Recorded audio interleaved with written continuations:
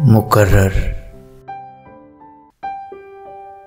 गज़ल कतील शिफाई।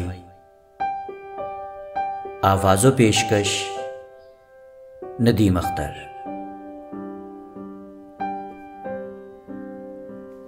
हुक्मरां मुझको बहारों का बनाया जाए, ताज कांटों का मेरे सर पे सजाया जाए। मौत बरहक है मगर मेरी गुजारिश ये है,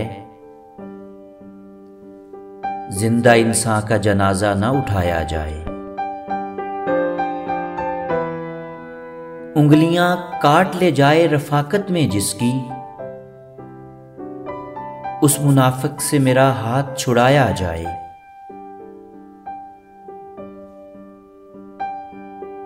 मैं बताऊंगा उसे जख्म की लज्जत क्या है, फूल से मेरा तारुफ तो कराया जाए।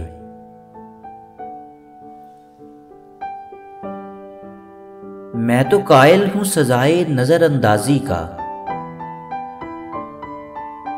मेरे मुजरिम को मेरा ज़र्फ बताया जाए। बढ़ गई उम्र मेरी निस्फ सदी से भी कतील, जश्न अब मेरे गमों का भी मनाया जाए।